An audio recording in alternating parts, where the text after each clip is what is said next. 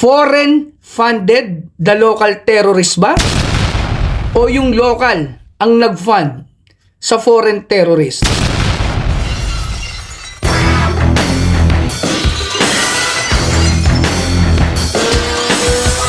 So eto na naman mga ka-old school.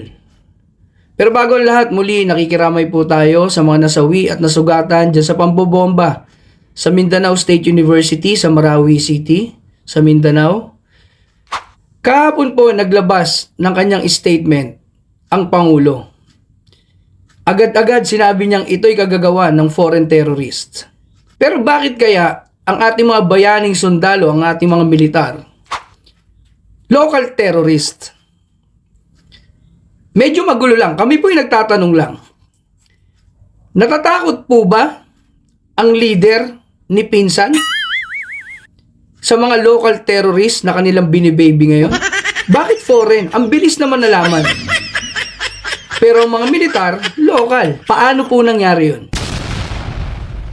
Ganito na lang po, Mr. Presidente. Magtatanong lang po kami. Foreign funded the local terrorist ba? O yung local ang nag-fund sa foreign terrorist? Sobra na po. Ano po nangyayari sa inyong intelligence fund? Sa inyong confidential funds?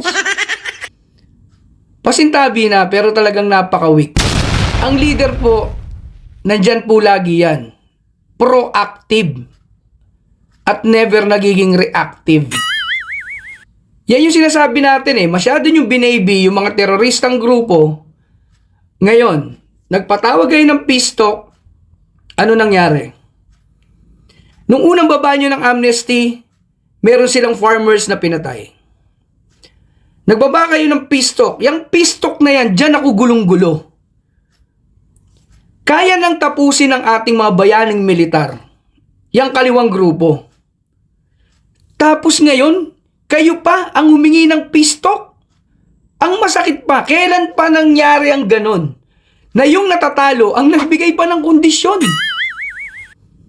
Dapat nga dyan, dahil alam natin na tayo na ang nananalo, dalawa lang pagpipilian nila. It's either na sumurrender sila, yung tinatawag na terms of surrender, o dudurugin natin sila ng tuluyan.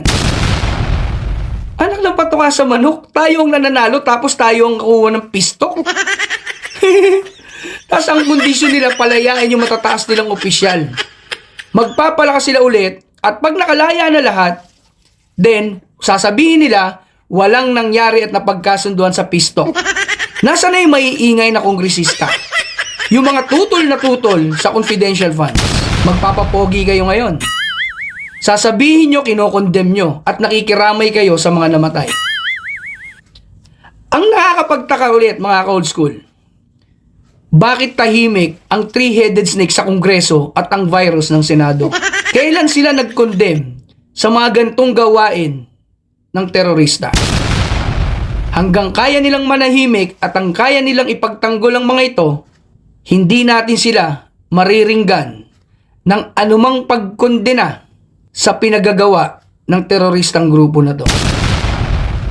Uulitin ko po, Mr. Presidente, ito ba ay foreign funded para mambomba ang local terrorists? O ang local ang nagpondo sa mga foreign terrorists? Ingat.